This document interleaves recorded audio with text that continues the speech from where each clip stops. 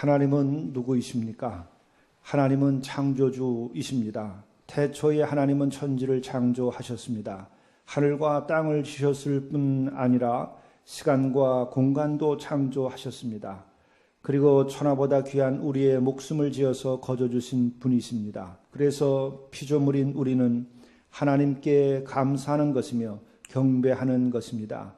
그리고 이 도리를 알 때에 우리 인간은 인간다워집니다. 하나님의 속성은 무엇입니까? 절대 진과 선과 미가 되시며 전능하시며 영원하신 분이십니다. 이러하신 분이시기에 천지 만물을 지으시고 태초로부터 오늘까지 그리고 영원토록 존재하시며 심판하신 분이 되십니다. 하나님의 존재 양태는 무엇입니까?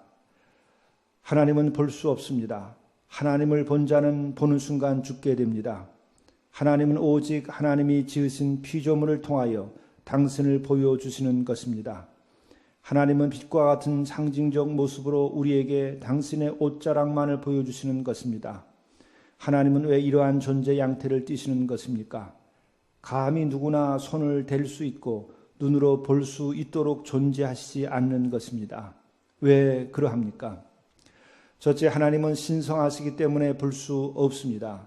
너무도 높고 거룩한 분이시기에 인간의 눈으로는 감히 볼 수 없는 것입니다. 절대 전능하시기 때문입니다. 볼 수 있다는 것은 무슨 뜻입니까? 내 손 안에 들어온다. 내가 소유하고 지배할 수 있다는 뜻과 같은 것입니다. 만일 적이 나를 볼 수 있다고 하면 내가 적의 손 안에 들어갈 수 있는 상황인 것입니다. 이는 언제라도 적이 마침내 나를 점령하여 소유하고 지배할 수 있다는 것을 뜻합니다. 그래서 중국은 미국이 고성능 레이더를 자신들 가까이 한반도에 배치하는 것을 원치 아니합니다. 지배당할까 봐 그러는 것입니다. 하나님은 미국이나 중국보다 크고 지구보다 우주보다 크고 그 어떤 것보다 신성하기 때문에 인간이 감히 볼 수 있도록 하지 아니하십니다.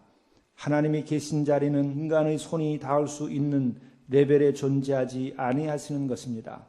그래서 하나님을 보는 자는 죽는다고 합니다. 절대 신성한 분이시기 때문입니다. 둘째, 하나님은 언제 어디서나 계시기에 볼 수 없습니다. 언제 어디에나 계신 분이시기에 보이지 아니하십니다. 언제 어디서나 계신 존재가 우리가 볼 수 있도록 존재하신다면 우리가 어떻게 살아갈 수 있겠습니까? 그것도 어미롭고 거룩하신 분께서 언제 어디서나 우리 눈에 띈다면 어떻게 우리가 견딜 수 있겠습니까? 높으신 어른은 때때로 자리를 비켜주어야 아랫사람들이 숨통이 트입니다. 그래서 아랫사람을 생각하는 어른은 알아서 때때로 자리를 비켜주십니다. 보이지 않고 숨어 계신 하나님의 존재 방식은 인간에 대한 배려이며 인간의 자유와 프라이버시를 존중해 주신다 할 것입니다. 그렇습니다. 절대하시며 어미로우신 하나님은 동시에 자비로우신 하나님이시기에 보이지 아니하시는 방식으로 언제나 어디서나 우리와 함께 계시는 것입니다. 셋째, 하나님께서 지으신 피조물을 통하여 충분히 하나님의 모습을 계시하십니다. 어떤 예술작품이든 그 작품은 그 작가의 정신과 능력과 솜씨가 반영된 것입니다. 이 우주는 창조주 하나님의 작품입니다. 그러기에 이 우주를 통하여 하나님의 의식과 능력과 솜씨를 발견할 수 있습니다. 발전된 현대 우주 물리학이나 현대 유전자 공학과 같은 것을 살펴보면 하나님의 그 오묘한 섭리를 더 잘 읽을 수 있습니다. 다만 믿음의 눈이 필요합니다. 믿음의 눈을 가진 이는 이 우주 삼라 만상의 거시의 세계와 미시의 세계가 감탄을 자아낼 하나님의 능력과 신성함으로 가득하다는 것을 봅니다. 소련의 우주인들과 달리 믿음을 가졌던 미국의 우주인들은 지구 밖 우주 공간에서 지구를 내려다보고 우주를 바라다보면서 창조주 하나님의 섭리에 감탄하였습니다. 영적인 감수성을 지닌 믿음의 지성은 우주 만물에 가득한 하나님의 손길을 봅니다. 예수께서 말씀하셨습니다. 들의 백합화에서 솔로몬의 영화보다 더한 것을 보았다고. 또 너희가 어찌 의복을 위하여 염려하느냐? 들의 백합화가 어떻게 자라는가 생각하여 보라.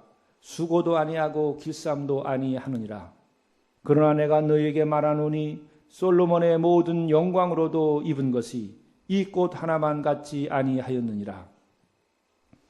오늘날 믿음을 가진 우리는 현대 우주 물리학이 발견한 하나님이 지으신 태양을 통해서 하나님의 존재 양태에 대한 계시를 봅니다.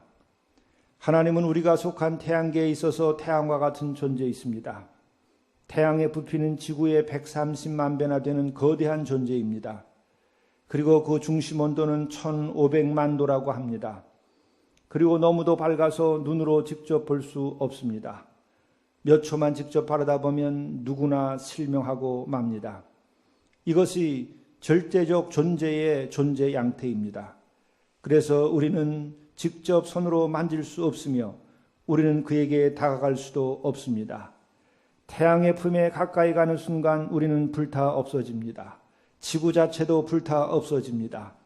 이처럼 레벨이 다른 존재요, 더 나아가 절대적 존재는 대면하는 순간 죽게 되는 것입니다. 하나님을 보는 순간 우리는 죽는다 하였습니다. 모세는 하나님을 보았다 하지만 그가 본 것은 가시떨기 나무 꺼지지 않는 불길에 휩싸여 있는 모습으로 배웠던 것입니다. 직접적 대면은 아닙니다. 그럼에도 하나님을 뵌 이후 그는 얼굴이 신령하게 빛이 났다고 합니다. 영적으로도 우리는 절대하신 주님을 만나는 순간 죽습니다. 그리고 새롭게 태어나는 것입니다. 주님은 절대하신 생명이시며 사랑이시고 우리를 살리기를 원하시는 분이십니다. 그래서 그분을 만나는 이는 죽고 다시 태어나게 됩니다. 바울은 주님을 만나는 순간 어떻게 되었습니까? 그는 강렬한 빛으로 눈이 멀고 쓰러져 버렸습니다. 그는 부활하신 영원한 존재를 만나는 순간 죽었습니다. 그리고 다시 태어났습니다. 우리는 이 우주만상을 대하면서 하나님이 보이지 아니하신다고 계시지 아니하신다 핑계치 못할 것입니다. 만물은 하나님의 영원한 능력과 신성함으로 가득합니다. 그럼에도 믿음이 식은 사람과 그 세대는 보이지 아니하시기에 계시지 아니한다 하며 불신앙에 빠져 결국 어리석은 사람이 되고 물질과 권력과 자아와 여타의 피조물을 하나님처럼 섬기는 우상에 빠져들고 말았습니다. 오늘 로마서의 말씀을 다시 기억하시길 바랍니다. 이 세상 창조 때부터 하나님의 보이지 않는 속성, 곧 그분의 영원하신 능력과 신성은 사람이 그 지으신 만물을 보고서 깨닫게 되어 있습니다. 그러므로 사람은 핑계를 댈 수가 없습니다. 사람들은 하나님을 알면서도 하나님을 하나님으로 영화롭게 해드리거나 감사를 드리기는커녕 오히려 생각이 허망해져서 그들의 지각 없는 마음이 어두워졌습니다. 사람들은 스스로 지혜가 있다고 주장하지만 실상은 어리석은 사람이 되었습니다. 아멘.